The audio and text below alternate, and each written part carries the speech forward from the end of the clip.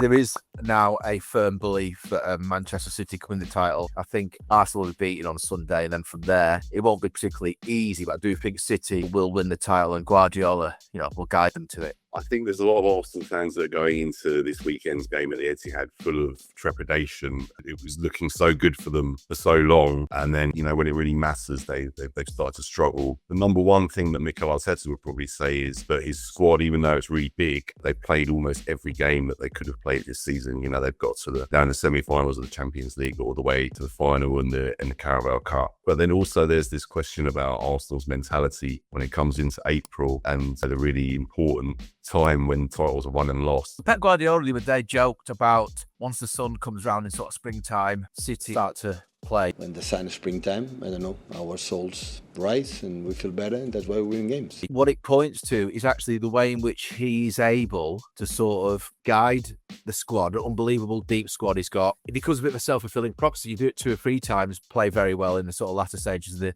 campaign. It almost gives you an extra edge or an extra couple of points. And Arsenal, are they firing up top? I'm not sure they are. They're very good defensively, but in terms of flair or X factor, it's kind of seems to be lost a little bit at the moment. There's hardly anyone who's got the experience of winning a league title who's playing regularly anyway. And also I think Mikel Arteta, the fact that he hasn't won a league title in England as a player, he has only won the FA Cup so far, and the pressure is really on him to deliver a trophy this season. If you run through the Manchester City team, they have many players who have experienced title runnings, stroke title wins. They understand the sort of vagaries, the challenges of this time of the season. Then you go to Arsenal, who it's 22 years, isn't it, since they last won. Players have spoken about it recently, Arsenal players, about how because they want it so much, that makes it even harder. That's obviously all in the mind. But we talk about these senior players. Not only will they be able to sort of say to people like Nico O'Reilly, who've not been involved in this before, but he's a key player now at left back. Not only will they calm these players, but they also go out on the pitch and set it by example, set the sort of mode of play by example. I don't think there's much chance of Arteta losing his job, even if it does end up with him finishing runners-up for the 4th time in a row. I think that there's been so much faith put in him by the board at Arsenal, and the amount of money they spent on players, and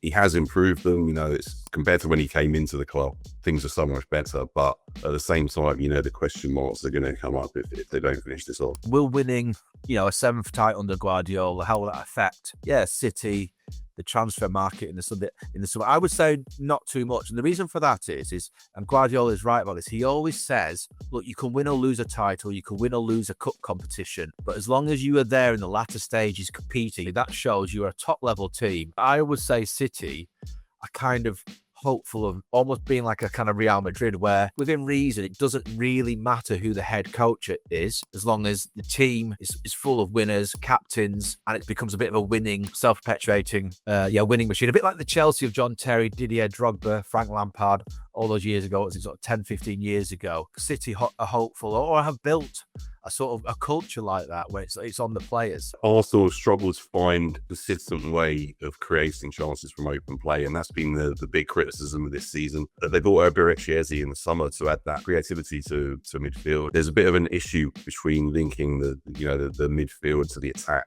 It's been really clunky at times in the last few weeks, especially when you compare that to City, which everything's been free-flowing in the last few weeks and really got some momentum behind them, and Arsenal need to try and pick that up and find it again. Mikel Arteta has basically kind of almost discarded the sort of Manchester City-esque mode of play he had at Arsenal 2 or 3 seasons ago, when they were very attractive. They were like Manchester City. You could see that the influence of him assisting Pep Guardiola for sort of 2-3 years at City before he went to become the Arsenal number 1. Why has that happened? And it says to me, Arteta is actually slightly lacking. He's not quite got that X factor that Guardiola has, and so he's reverted to a safer type of football. He's almost just sort of thought, okay, we tried it for 2 or 3 years. We keep on coming second. I'm really going to try and be pragmatic. And we might see, if Arsenal win this title and they sort of release, or it's a relief to them after 22 years, we might see him go back or add again the real attacking flair to the sort of defensive pragmatism. But Guardiola, he's a one-off. If Arsenal goes to the Etihad and get a draw, I think they're going to fancy their chances of seeing it through. I think it'll be a massive mentality shift. But, this is what it's all about. And if they can go there and get a result, then they're looking good.